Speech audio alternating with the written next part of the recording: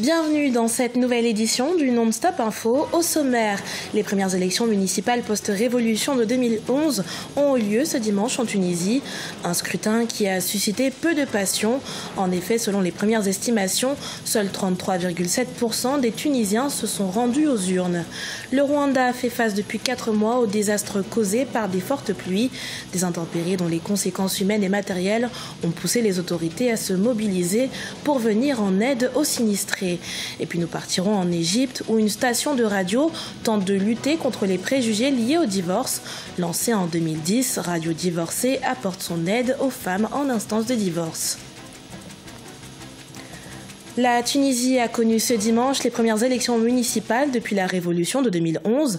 Un scrutin qui n'a pas rencontré un franc succès avec un taux de participation de 33,7% selon les premières estimations, alors que près de 5 millions d'électeurs étaient appelés aux urnes.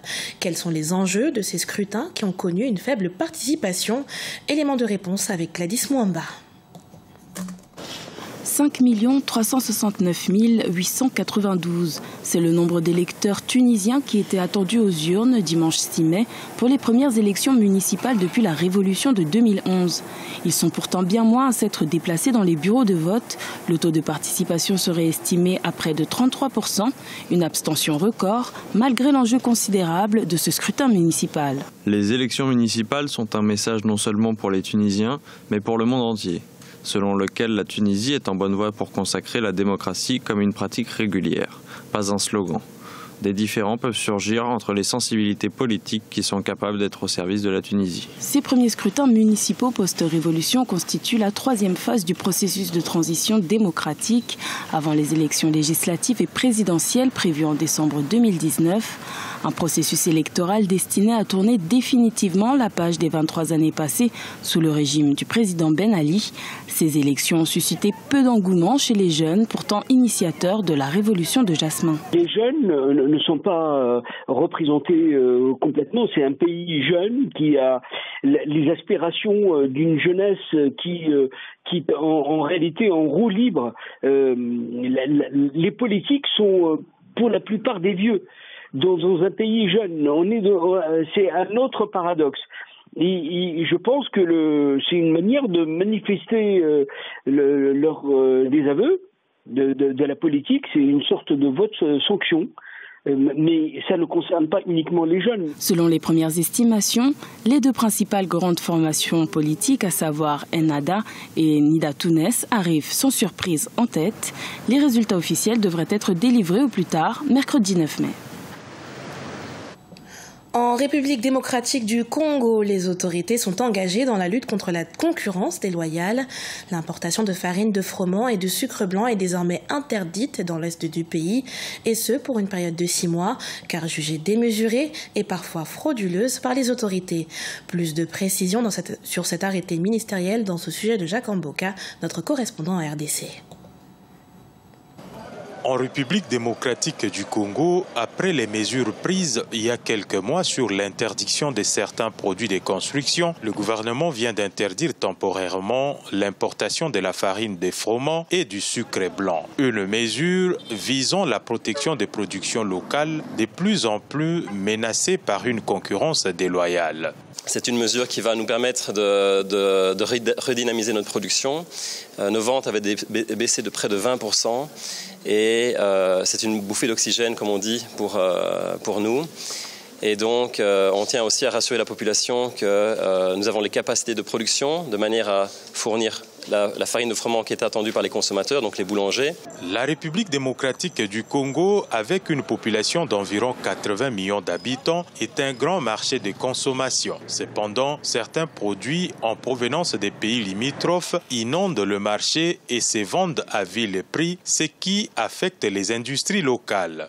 Nous sommes dans un contexte où l'État est appelé aujourd'hui à protéger les industries œuvrant dans les pays parce que ce sont elles qui contribuent au budget de l'État. Et aujourd'hui, nous constatons que sur les marchés nationaux, il y a l'envahissement de produits venant de l'étranger qui passe par les frontières entre la RDC et l'Angola et parfois de manière frauduleuse. Prise par le ministre d'État en charge du commerce extérieur, Jean-Lucien Boussa, l'interdiction d'importation de la farine de froment et du sucre blanc couvre une période de 6 mois. Cette période permettra au gouvernement, les industries concernées et la Fédération des entreprises du Congo d'évaluer l'efficacité de cette décision qui ne concerne que la partie ouest du pays menacée par la concurrence des produits en provenance essentiellement de l'Angola.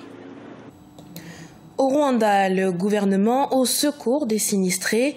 Le pays fait face depuis 4 mois de fortes pluies, des intempéries qui auraient coûté la vie à au moins 183 personnes jusqu'ici, laissant derrière elles des milliers de sinistrés. Alors pour prévenir de plus amples dégâts, les autorités se sont mobilisées pour apporter de l'aide aux sinistrés, à commencer par l'évacuation des personnes vivant dans des régions à risque. Le point avec notre correspondant au Rwanda, Fraterne Dakaïsanga. C'est la saison la plus pluvieuse que le Rwanda a connue depuis 36 ans selon les spécialistes et le bilan est alarmant. En effet, depuis le mois de janvier 2018, au moins 183 personnes ont perdu la vie et 215 autres blessés des suites des catastrophes liées à la pluie. 4560 hectares de culture ont été emportés, 370 maisons d'habitation détruites, ainsi que 12 routes, 7 églises et 18 ponts. C'est vrai que nous avons connu une saison très spéciale avec de fortes pluies et que notre pays est très montagneux. Mais nous avons également un sérieux problème de mentalité. Beaucoup de gens habitent des zones qui mettent leur vie en danger et ne veulent pas déménager et d'autres qui continuent d'y construire des maisons malgré les restrictions. Les districts de Nyaruguru, Kamonyi et Rulindo au sud du pays, et Ngororero à l'ouest et Gasabo à Kigali sont les plus touchés. Ici à Nyaruguru, à part les glissements de terrain, la foudre avait fait 17 morts au mois de mars 2018. Nous avons souvent eu des problèmes d'inondation et de glissement de terrain, mais cette fois-ci on n'en peut plus. Le gouvernement doit faire quelque chose, surtout pour les eaux qui proviennent des collines qui nous entourent. Les autorités pourraient par exemple nous aider à tracer les terrasses radicales. J'avais planté 500 kilos de pommes de terre et j'avais investi assez d'argent et d'énergie. Cela faisait exactement 2 mois que j'avais planté et voilà que tout est perdu maintenant et je ne sais quoi dire. On va être frappé par la famine, ça c'est sûr. Selon les informations communiquées par le ministère rwandais de la gestion des catastrophes et des réfugiés, environ 7000 ménages à travers le pays ont dû quitter les zones à risque et le gouvernement prévoit de soutenir 3900 d'entre eux considérés comme économiquement défavorisés. Moi, je dirais que tout ceci nous rappelle à quel point la question du changement climatique nous est très proche. Il faut vraiment que l'on comprenne et qu'on s'active avant que ça ne devienne pire. Et ce n'est pas très compliqué. Il faut juste que les parties prenantes s'assurent que les lois sur l'environnement soient mises en pratique. Les catastrophes qui ont récemment frappé le Rwanda sont associées à de fortes pluies, entraînant les inondations, la foudre et les glissements de terrain. Face à une topographie montagneuse, les experts proposent la collection des eaux pluviales qui pourront être réutilisées comme l'une des solutions durables qui pourrait s'ajouter à l'aménagement des terrasses radicales. Dans le reste de l'actualité, en Égypte, 40% des 900 000 mariages enregistrés chaque année aboutiraient à un divorce selon les estimations officielles. Des démarches qui peuvent parfois être compliquées pour les femmes. Et c'est précisément pour les aider qu'a été créée Motalakat Radio, ou Radio Divorcée en arabe, en 2010. Découverte de cette radio unique en son genre dans ce sujet de Vina Nodin. Divorcer en Égypte relève d'un parcours d'obstacles. Après avoir fait face à des difficultés à la fois sociales et juridiques pour mettre un terme à son mariage, une femme égyptienne a décidé d'apporter son aide à d'autres personnes traversant la même expérience difficile. Maïsen Saber a lancé un média en ligne, Radio Divorcée en 2010, pour lutter contre la stigmatisation sociale associée au divorce. J'ai de l'expérience, une très grande expérience de par mon vécu et de mes lectures. Une femme a le droit religieux et légitime de divorcer, c'est normal. Le problème n'est pas le divorce en lui-même, mais ce qui se passe après le divorce.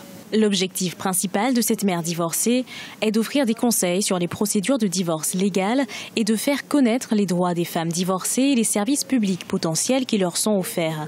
Son co-animateur, Meyali, affirme que la radio offre divers services et répond aux besoins d'autres personnes, y compris des femmes mariées et célibataires. Bien sûr, nous avons besoin de cette radio. Au lieu de perdre notre temps à discuter de questions non pertinentes, non, nous devons mettre en évidence les choses importantes. Les femmes ne sont pas la moitié de la société, les femmes sont la société entière. Si elle est psychologiquement stable et vit bien, elle va élever de meilleures générations. La radio en ligne attire des contributions de différentes parties du monde, y compris d'Arabie Saoudite, du Soudan et même de l'Italie et de l'Espagne.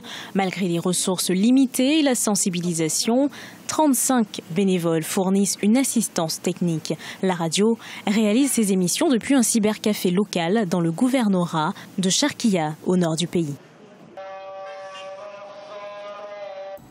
Ce journal a été préparé par l'ensemble de la rédaction. Merci pour votre fidélité. Dans un instant, une nouvelle édition de l'actualité sur Africa 24.